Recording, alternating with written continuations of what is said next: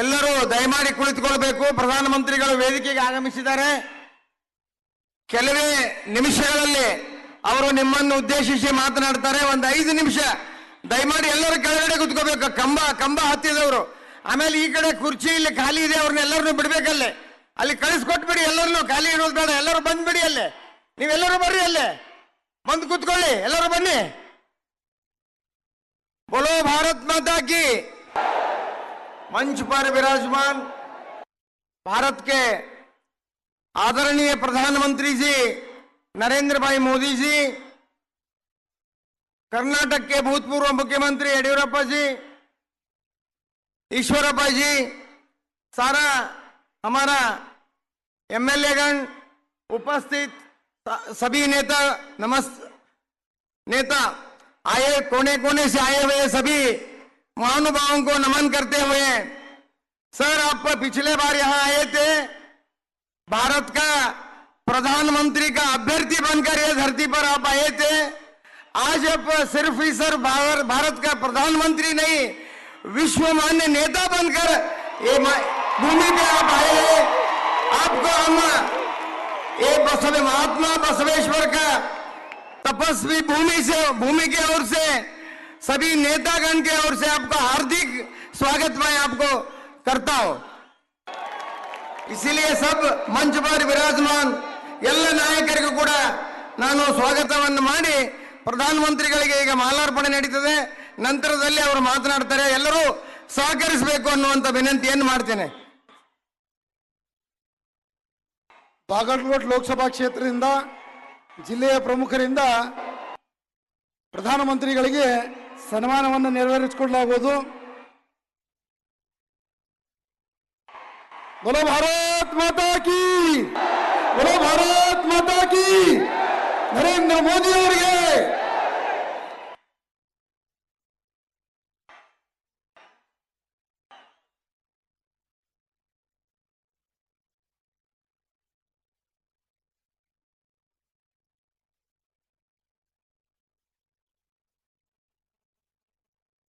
ಎರಡನೇದಾಗಿ ವಿಜಯಪುರ ಲೋಕಸಭಾ ಹಾಗೂ ವಿಜಯಪುರ ಜಿಲ್ಲೆಯ ವತಿಯಿಂದ ಪ್ರಧಾನಮಂತ್ರಿಗಳಿಗೆ ಸನ್ಮಾನವನ್ನು ನೆರವೇರಿಸಿಕೊಡ್ಬೇಕಂತ ಹೇಳಿ ಇಲ್ಲಿಯ ವಿಜಯಪುರ ಜಿಲ್ಲೆಯ ಪ್ರಮುಖರಲ್ಲಿ ವಿನಂತಿಯನ್ನು ಮಾಡಿಕೊಳ್ತೀನಿ.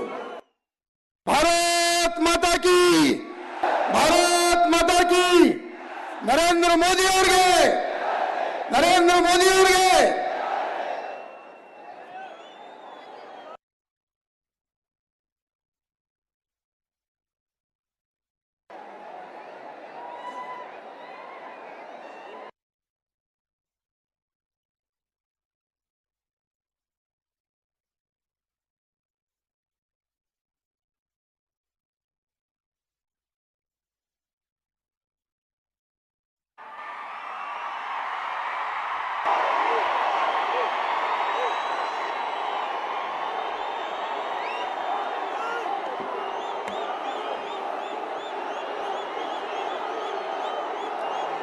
भारत माता की, भारत माता की।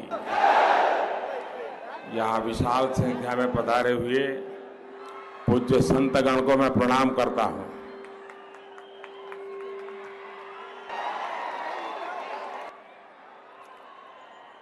ವಿಜಯಪುರ ಮತ್ತು ಬಾಗಲಕೋಟ್ ಕ್ಷೇತ್ರಗಳ ಆತ್ಮೀಯ ನಾಗರಿಕ ಬಂಧು ಭಗಿನಿಯರೇ, ನಿಮಗೆಲ್ಲರಿಗೂ ನಿಮ್ಮ ಚೌಕಿದಾರ್ ನರೇಂದ್ರ ಮೋದಿಯ ವಂದನೆಗಳು.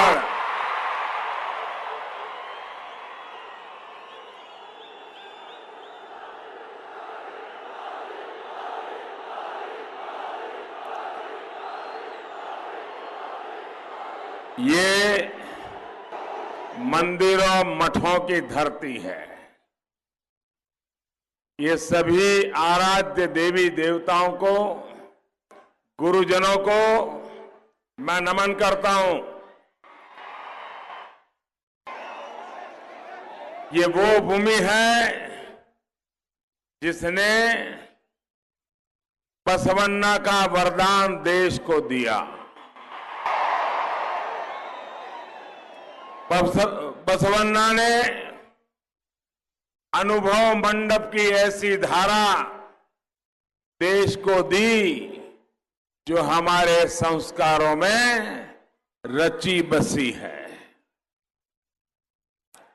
लोकतंत्र और जन भागीदारी का जो मंत्र बसवन्ना ने हमें दिया, उसी के अनुरूप चलने का प्रयास इस प्रधान सेवक ने किया है। भाई और बहनों, पिछले 5 वर्षों में भारत ने विकास और आत्मविश्वास की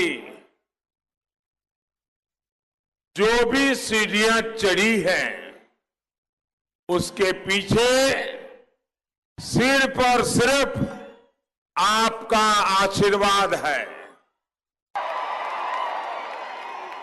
मोदी ने सिर्फ आपके सेवक के नाते, आपके चौकीदार के नाते अपना काम किया है, कर्तव्य निभाया है। बीते 5 वर्ष कड़े और बड़े फैसलों के रहे हैं, जो आपके ही आशीर्वाद से संभव हो पाया है। साथियों, आज दुनिया की सबसे बड़ी health care scheme Ayushman Bharat हमारे देश में चल रही है। कर्नाटका सहित देश के करीब 50 करोड़ गरीबों को हर वर्ष 5 लाख रुपए तक का इलाज मुफ्त मिल रहा है। सामान्य वर्ग के गरीब परिवारों को पहली बार 10% आरक्षण का लाभ मिल पाया है, वो भी किसी दूसरे का हक छीने बिना। 5 लाख रुपए तक की टैक्सेबल इनकम को हमने टैक्स के दायरे से बाहर कर दिया है और आजादी के इतिहास में पहली बार सीमा पार घुसकर आतंकवादियों पर भारत ने प्रहार किया है। ये सारे काम अगर संभव हो पाए हैं तो इसके पीछे सिर्फ साफ नियत और स्पष्ट नीति रही है। आपका मजबूत साथ और सहयोग रहा है। साथियों, साल भर पहले मैं जमखंडी आया था, आपका आशीर्वाद लेने के लिए आया था। आपने भरपूर प्यार दिया, जमकर आशीर्वाद दिया, लेकिन सब लोग मानते थे बस हो गया हो गया, और क्या हुआ, थोड़े से के लिए पीछे रह गए। तब मैं कर्नाटका के विकास का एजेंडा लेकर आपसे बीजेपी के लिए आदेश लेने आया था। आज मैं नए भारत के लिए सहयोग मांगने आपके बीच आया हूं। आपने 5 वर्ष की मजबूत सरकार का भी काम देखा है और आप एक मजबूर सरकार का काम अभी यहां कर्नाटका में अनुभव कर रहे हैं। मजबूत सरकार क्या होती है वो देखना है तो दिल्ली की तरफ देखो। और मजबूर सरकार क्या होती है वो देखना है तो बेंगलुरु को देखो। बीते 1 वर्ष से यहां नेताओं का जो नाटक चल रहा है वो खत्म होने का नाम नहीं ले रहा है। और ये नाटक भी ऐसा है जिसमें इमोशन है, रिवेंज है, और इमोशन तो रुकने का नाम ही नहीं ले रहा है। हर कुछ दिनों के बाद, हर कुछ हफ्ते में किसी न किसी रैली या प्रेस कॉन्फ्रेंस में इमोशन बह जाता है। क्या आपने ऐसे ही कर्नाटक के बारे में सोचा था क्या? ऐसे ही कर्नाटक के बारे में सोचा था क्या? अरे फिर जम करके बताओ ना। इस नाटक के चक्कर में कर्नाटका में विकास के काम पूरी तरह ठप रहे हैं। आप मुझे बताइए, किसान की कर्ज माफी का क्या हुआ? क्या हुआ? सिंचाई की योजनाओं का क्या हुआ? सूखा राहत का क्या हुआ? गन्ना किसानों की तो चिंता करने की फुर्सत ही यहां की सरकार को नहीं है। साथियों, कांग्रेस को ऐसी ही मजबूर सरकार पसंद आती है।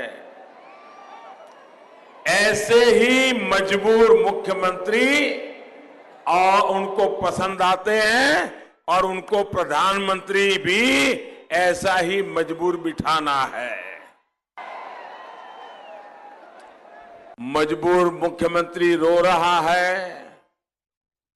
मंत्री और नेता घोटाले पर घोटाले करते जा रहे हैं, और उनको मालूम है कि अब उनकी सरकार का भविष्य लंबा नहीं है, और इसलिए उनको लगता है कि जितना माल 5 साल में मारना चाहिए वो जितना जल्दी हो मार लो, पता नहीं घर कब के चले जाएंगे। आपका काम इसलिए ठप पड़ा है क्योंकि आपके हक के पैसे से चुनाव लड़ा जा रहा है। भाइयों बहनों, 2014 से पहले जो मजबूर सरकार दिल्ली में भी थी, तब भी यही स्थिति थी जो आज कर्नाटका की आप देख रहे हैं। 2014 से पहले प्रधानमंत्री की कितनी पूछ थी? उनको कोई पूछता था क्या? वो कोई निर्णय कर सकते थे क्या? ये देश का बच्चा बच्चा जानता है। रिमोट कंट्रोल से सरकार चलती थी। कोई हेलीकॉप्टर घोटाला कर रहा था, कोई 2G घोटाला करता था, कोई कोयले की खानों में माल खाता था, कोई कॉमनवेल्थ में से रुपये मारता था, कोई कर्ज माफी में रुपये कमाता था। पिछली सरकार घोटालों का वर्ल्ड रिकॉर्ड बनाने की तरफ बढ़ रही थी। स्थिति ये थी कि दुनिया में भारत की बदनामी हो रही थी, विकास थम गया था, और भारत में कोई भी पैसा लगाना नहीं चाहता था। इसी स्थिति को बदलने के लिए आपने 3 दशक बाद एक मजबूत सरकार दिल्ली में बनाई थी। चौकीदार की मजबूत सरकार,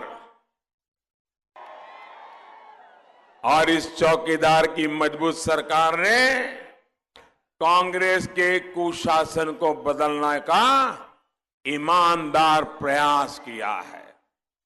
साथियों, खोखले वादे वाली भ्रष्ट सरकार और मजबूत इरादों वाली ईमानदार सरकार में अंतर क्या होता है, इसका एक और उदाहरण मैं आपको देता हूं। आप याद कीजिए, कांग्रेस ने 2014 में अपनी बड़ी उपलब्धि ये बताई थी कि उन्होंने एक साल में हर परिवार को 12 सिलेंडर दिए, गैस के 12 सिलेंडर दिए। ये उनकी सबसे बड़ी उपलब्धि वो बताते थे।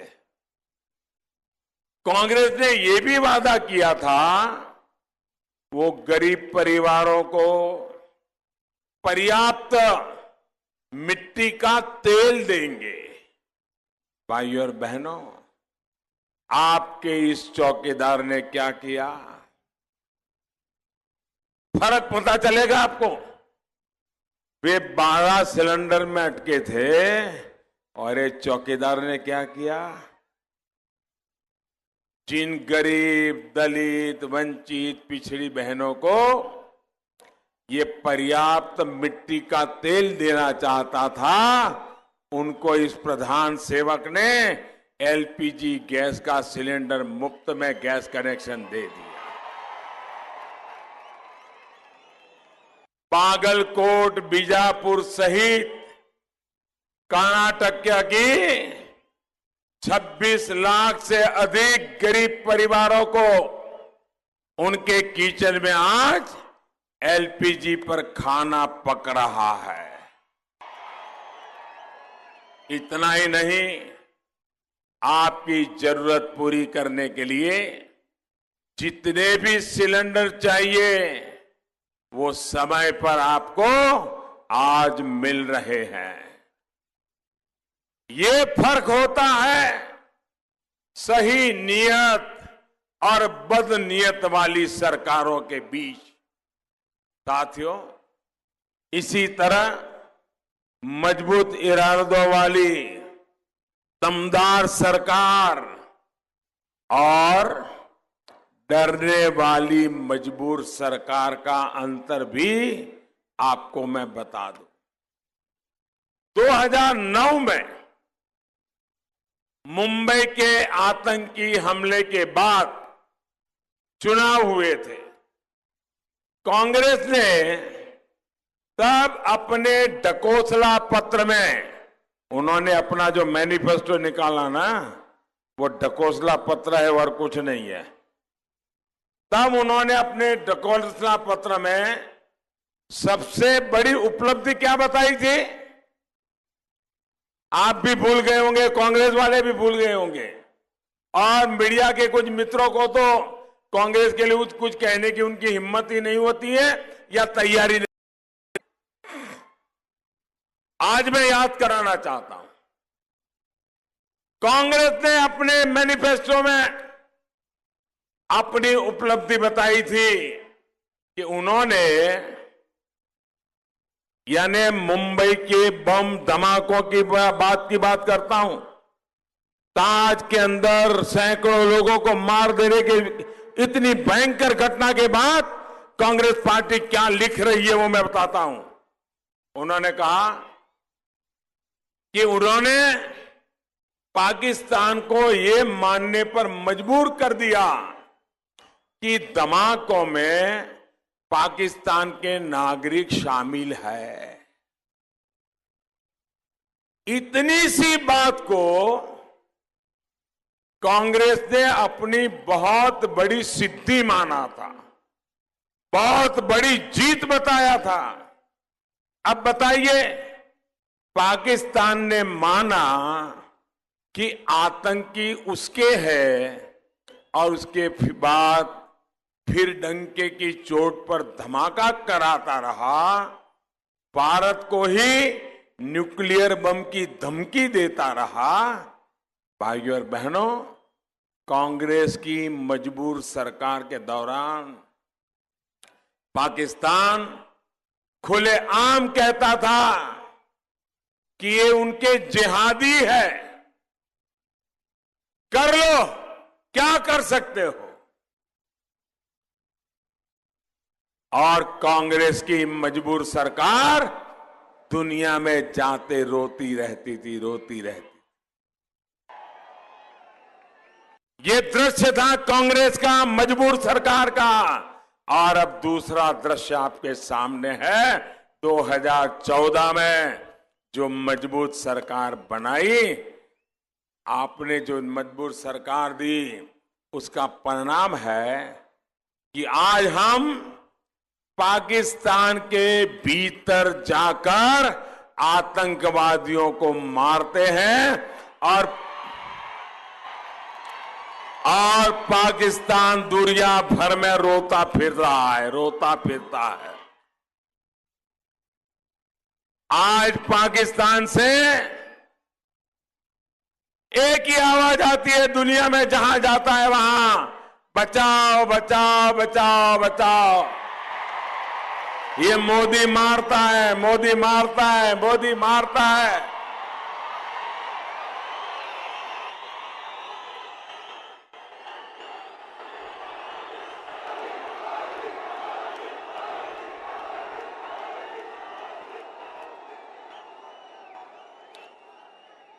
लेकिन साथियों, सर्जिकल स्ट्राइक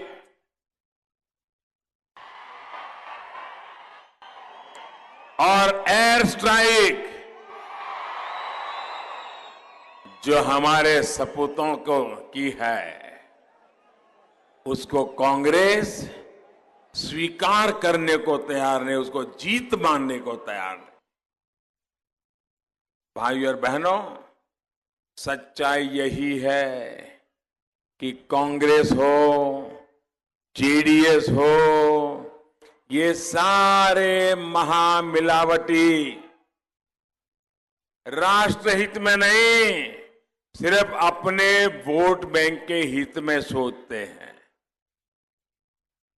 यहां के मुख्यमंत्री ने साफ साफ कहा कि पाकिस्तान के बालाकोट पर एयर स्ट्राइक को ज्यादा न उछाला जाए, उनका वोट बैंक नाराज हो जाएगा।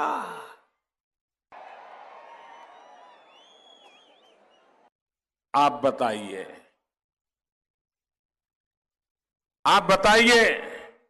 कांग्रेस और जेडीएस का वोट बैंक बागलकोट में है या फिर बालाकोट में?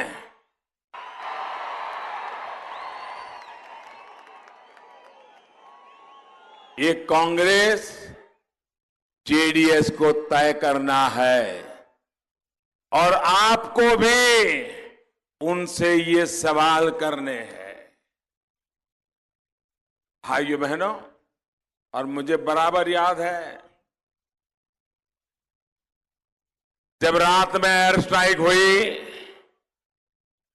पाकिस्तान सोया हुआ था और हमारे जवानों ने रात के 3 बजे हनुमान कुदका लगाया। कल हनुमान जयंती है ना, और सब कुछ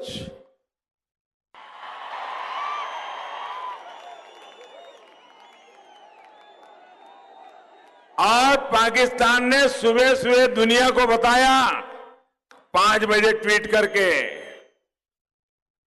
कि बालाकोट में हमला हुआ, भारत के जहाज आकर के बम गिरा के भाग गए, रोना शुरू कर दिया। तो हमारे देश में कुछ लोग ऐसे थे, हमला पाकिस्तान में हुआ, लोग पाकिस्तान में मरे और चोट यहां लगी, दर्द उनको हुआ, रोना यहां आया, तो बैठ गए सुबह गूगल पे और उन्होंने घोषित कर दिया कि ये बालाकोट पाकिस्तान वाला नहीं है, किसी को तो बागलकोट ही बालाकोट लग गया, किसी को लगा कि हिंदुस्तान की इस सीमा में बालाकोट है। 2-3 घंटे तक देश में बता दिया कि मोदी झूठ बोलता है, ये तो हमारे यहां है। भाई यहां कोई बम गिरा था क्या? बागलकोट को कोई नुकसान हुआ था क्या? लेकिन उन्होंने बागलकोट और बालाकोट का भी ऐसा झूठ चलाया भाइयों। साथियों, देश कांग्रेस और उसके महामिलावटी साथियों को हिंदुस्तान भली भांति पहचान चुका है। कांग्रेस पर जब भी अस्तित्व का संकट आता है तब वो समाज में बंटवारे का जहर भर देती है। विधानसभा के चुनाव के दौरान भी आपने देखा कैसे आस्था के आधार पर भाई भाई में दरार डालने का काम किया। मां के दूध में दरार करने की इन लोगों ने कोशिश की थी। कांग्रेस के मंत्री खुलकर स्वीकार कर चुके हैं कि लिंगायत समाज को वोट बांटने के लिए कैसे खतरनाक साजिश इन्होंने रची थी। क्या मां का दूध कभी 2 टुकड़ों में बंट सकता है क्या? क्या मां के दूध में दीवार बन सकती है क्या? इन्होंने ये पाप किया था। आज भी इसी बात को लेकर इनके मंत्री आपस में लड़ झगड़ रहे हैं। भाई और बहनों, कांग्रेस के बंटवारे वाले खेल से आपको सावधान रहना होगा। जो कांग्रेस वोट के लिए जम्मू कश्मीर में अलग प्रधानमंत्री वालों के साथ खड़ी है, आपको मालूम है ना, जम्मू कश्मीर के नेता बोल रहे हैं और इनके साथी, और यहां जब शपथ विधि के बाद सबने मिलकर के फोटो निकाले थे उसमें वो भी थे, और वो कह रहे हैं जम्मू कश्मीर में अलग प्रधानमंत्री होना चाहिए। क्या देश में 2 प्रधानमंत्री होने चाहिए क्या? देश में 2 प्रधानमंत्री होने चाहिए क्या? क्या जम्मू कश्मीर का अलग प्रधानमंत्री होगा क्या? जो कांग्रेस देशद्रोहियों को खुली छूट देने की बात करती हो, जो कांग्रेस मोदी को गाली देने के चक्कर में पूरे पिछड़े समाज को ही चोर बताने का काम कर सकती हो, वो वोट के लिए किसी भी हद तक जा सकती है। भाई और बहनों, 23 मई को चुनाव के नतीजे आने वाले हैं, याद है ना?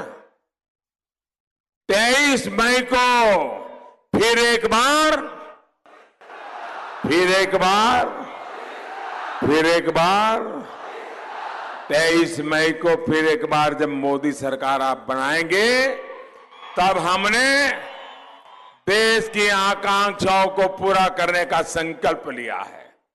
हर वर्ग के लिए बड़े कदम उठाने का संकल्प लिया है। संकल्प ये कि भारत को आतंकवाद और नक्सलवाद से मुक्त करेंगे। संकल्प ये कि 2022 तक हर गरीब बेघर को उसके सिर पर पक्का घर होगा, पक्की छत होगी। संकल्प ये कि 2022 तक किसानों की आय डबल करेंगे।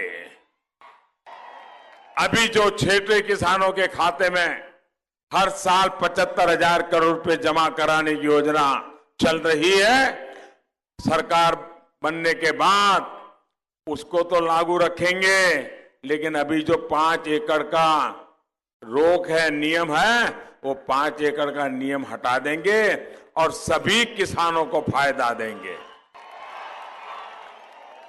मैं समझता हूं कि लोकसभा चुनाव में कर्नाटका में आपका आशीर्वाद यहां की सरकार पर भी दबाव बनाएगा कि वो हमें पीएम किसान योजना के लाभार्थियों की पूरी लिस्ट दे, वरना कर्नाटका के लाखों किसान अब भी इसके लाभ से वंचित रखने का षड्यंत्र ये मिलावटी सरकार कर रही है। साथियों, हमने संकल्प लिया है कि सूखे से निपटने के लिए एक जल शक्ति मंत्रालय बनाया जाएगा। इसके तहत पानी के लिए हम मिशन मोड पर काम करने वाले हैं। देश की नदियां, समंदर और बारिश के पानी को तकनीक के माध्यम से जरूरत वाले क्षेत्रों में पहुंचाया जाएगा। कर्नाटका में पहले ही अनेक सिंचाई परियोजनाओं पर हम काम कर रहे हैं। ड्रिप इरिगेशन जैसी तकनीक को सुलभ किया जा रहा है, जिसका लाभ बागलकोट भी उठा रहा है।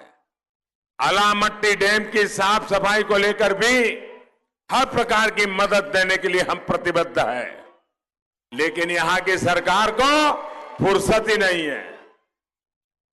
साथियों, गन्ना किसानों की समस्या को देखते हुए हमारी सरकार गन्ने से इथेनॉल बनाने का एक बहुत बड़ा अभियान पहले ही शुरू कर चुकी है। इस कदम से चीनी की अधिक पैदावार होने पर आपका पैसा मिलों में नहीं फंसेगा।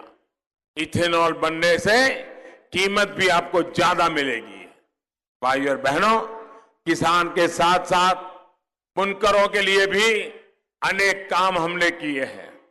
बागलकोट की इक्कल साड़ियां बनाने वालों को पेंशन मिले, इसके लिए पीएम श्रमयोगी मानधन योजना बनाई है। इस योजना से जुड़ने पर 60 वर्ष के बाद 3,000 रुपया हर महीने पेंशन मिलेगा। साथियों, सबका साथ सबका विकास हमारा मंत्र है और सबको सुरक्षा, सबको सम्मान, ये हमारा प्रण है। ये प्रण तभी मजबूत होगा जब आप कमल के फूल के सामने बटन दबाएंगे। खुद भी वोट दीजिए और दूसरों को भी वोट देने के लिए लेके जाइए। और आपका एक एक वोट इस चौकीदार के खाते में ही जाएगा। आज मैं यहां से बीजेपी के प्रत्येक कार्यकर्ता को भी कहूंगा कि वो पूरी शक्ति से, पूरी जी जान से काम में लग जाए। उनकी तपस्या ही केंद्र में बीजेपी की सरकार बनाएगी, पूर्ण बहुमत वाली सरकार बनाएगी, मजबूत सरकार बनाएगी। और आप जब कमल के निशान पर बटन दबाएंगे ना, आप जब कमल के निशान पर बटन दबाएंगे तो वोट सीधा सीधा मोदी के खाते में जाएगा। भाइयों बहनों, आप मुझे बताइए, आप देश में मजबूत सरकार चाहते हैं? आप देश में मजबूत सरकार चाहते हैं? देश को मजबूत सरकार चाहिए।